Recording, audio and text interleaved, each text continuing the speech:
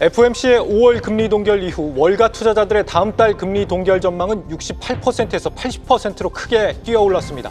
미국의 금리 인하가 늦어지는 상황에서 이달 한국은행 금융통화위원회가 금리 인하를 단행할 경우 외환 자본시장에 적지 않은 파장이 예상됩니다. 이런 가운데 이창용 한국은행 총재가 금리를 충분히 낮출 것이라고 이례적으로 발언하면서 0.5%포인트 비컷 가능성도 열려있다는 관측이 나오고 있습니다. 네, 경제부 유주한 기자와 알아봅니다. 유 기자, 일단 오늘 새벽 FOMC 이후로 연준의 금리 인하 스케줄은 더 늦어지는 걸로 보입니다. 네, 말씀하신 것처럼 미국 연준은 트럼프 대통령이 취임한 이후에 1월과 3월 또 이달까지도 3연속 금리를 동결했습니다. 네. 미국 연준위원들이 만장일치로 금리를 동결한 핵심을 얘기를 드리자면은 웨이트 앤 시, 상황을 좀 지켜보자는 것이었습니다. 연준의 성명서와 기자회견에서의 주요 발언들을 좀 요약을 해봤습니다. 실업과 인플레이션 상승 위험이 더 커졌다라는 판단이 지난 3월에는 없었는데 이번에 신규로 들어갔고요. 네. 대규모 관세가 지속될 경우 인플레 상승과 경제 둔화가 동시에 찾아오는 스태그플레이션이 올 수 있다는 경고도 들어있었습니다. 다만 경제가 현재로서는 양호한 수준이라는 내용, 또 고용시장에 해고가 없으며 균형 상태라는 진단도 들어있었고요. 또 현재 정책 금리가 적당하기 때문에 금리 인하를 서두를 필요가 없다라는 내용도 담겼습니다.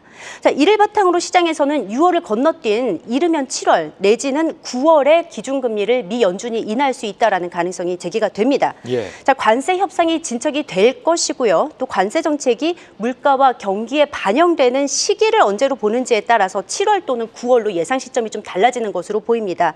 자, 다만 경기가 그렇게 나쁘지 않다라는 해석에 일단 무게를 둔다면은 단기적으로는 미국 증시화 또 달러화의 추가 급락 가능성은 좀 낮아졌다고 평가해 볼 수 있겠습니다. 그렇군요. 우리나라는 29일에 기준금리를 결정하게 되는데 1분기에 우리가 마이너스 성장을 했잖아요. 네. 금리 인하 쪽으로 가는 게 좀 유력한 상황 아닌가요? 네, 맞습니다. 일단 한국은행은 작년 10월과 11월 연달아서 또 1월을 한번 건너뛰고 2월까지 3번에 걸쳐서 기준금리를 각각 0.25%포인트씩 내렸고요. 네. 또 지난달에는 고환율과 가계대출 증가를 이유로 동결을 선택한 바 있습니다.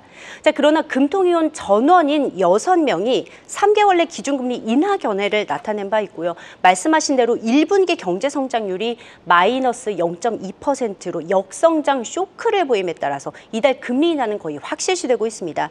자, 이창용 총재도 관련 메시지를 주고 있는데요. 최근 해외 출장지에서 기준금리를 내린다는 사실을 의심하지 말아라. 경기에 따라서 금리 수준을 충분하게 낮출 것이다 라고 발언을 한 것입니다. 자, 이 같은 발언에 따라서 시장은 지금까지는 한은이 올해 3번의 금리 인하를 할 것으로 예상을 해왔었는데 그 횟수나 인하 폭이 당초 예상보다 많아질 수 있다라고 받아들이고 있습니다. JP모건의 경우에는 내년 상반기까지 우리나라가 기준금리를 현행 2.75%에서 1.5% 수준까지 내릴 것으로 예상하고 있기도 합니다. 네, 이번에 기준금리를 25bp가 아니라 50bp 인하할 가능성도 열려 있다 이렇게 보는 거네요. 네, 맞습니다. 지금까지 금리 결정에 부담이 되어왔던 게 바로 환율입니다. 그런데 네. 이 환율이 5개월 만에 1,400원대 아래로 지금 내려온 상황이고요. 여기에 경기가 계속해서 악화하다 보니까 일각에서는 비컷에 대한 기대감도 좀 나오고 있습니다. 다만 이창용 총재는 원론적인 입장입니다. 이 얼마나 금리를 빨리 내릴지는 데이터를 보고서 결정하겠다라고 발언을 한 건데요. 이에 따라서 금리 인하폭, 그러니까 비컷의 단행 여부는 29일에 금통위 개최와 함께 발표되는 경제 전망에 따라 좀 달라질 수 있을 것으로 보입니다. 참고로 지난 1분기 경제 역성장을 기록한 후 국내외 주요 기관들은 올해 우리나라 경제 성장률을 0%대로 조정을 하고 있습니다. 한은은 지난 2월 달에 1.5%로 전망한 이후에 이번에 이제 새로운 수정치를 내놓게 되는데요.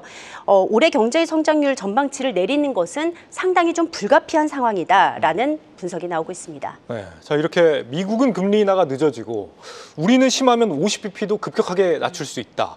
한미 금리 역전폭이 더 커지게 될 텐데 이러면은 어떤 영향을 시장이 받게 되는 겁니까? 네, 맞습니다. 우리나라 기준금리가 2.75%고요. 미국이 4.25에서 4.50%로 양국 간의 기준금리 차가 무려 1.75%포인트인데요. 네. 이달 말에 기준금리를 인하를 하게 되면은 이 차이가 2%포인트 또는 그 이상으로 역전 역전폭이 더욱더 확대되고 됩니다.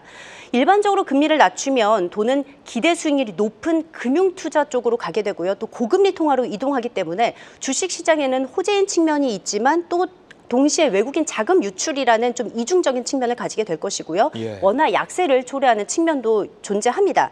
다만 지금은 변수가 워낙 다양하고 복잡하기 때문에 좀 하나씩 짚어보겠습니다. 먼저 환율 시장을 놓고 보면 변동성과 불확실성이 매우 큽니다. 미국이 지금까지 관세 카드로 좀 환율을 좌지우지하면서 한동안 강달러가 이어져 왔는데 최근 들어서 트럼프 행정부가 달러 약세를 위해서 아시아 통화들의 절상을 요구할 것이라는 그런 우려가 나오고 있습니다. 이와 관련해서 외환당국 수장인 이창용 총재는 미국이 원하는 게 강달러인지 약달러인지를 먼저 파악해야 한다. 아직까지는 잘 모르겠다라고 분석을 했고요. 중요한 건 예단이 아닌 대응이다라고 강조를 하기도 했습니다. 따라서 이번 주말에 개시되는 미중 협상의 진척 과정과 또 7월 시한으로 진행하고 있는 한미 관세 협상 추이에 따라서 환율 시장은 더 큰 영향을 받을 수 있겠습니다. 또 주식 시장 역시도 좀 크게는 미국 시장을 따라가는 경향이 있지만은 관세 협상 추이가 좀 큰 변수가 될 전망입니다. 또 많은 분들 관심 가지고 계신 게 부동산 시장일 텐데요. 이 부동산 시장도 금리에 민감한 영향을 받는데 지난달에 토지거래 허가제 완화와 재지정을 둘러싸고서 좀 가계대출이 비교적 큰 폭으로 좀 늘어난 상황입니다. 여기에서 금리와 더불어서 좀 6월 대선의 결과 또 7월에 좀 대출을 한도를 큰 폭으로 좀 낮추는 3단계 스트레스 DSR 시행 등도 앞두고 있어서 좀 시장을 좌우할 주요 변수로 꼽히고 있습니다. 네. 한국과 미국의 통화정책 전망에 대해서 경제부 유주환 기자와 짚어봤습니다.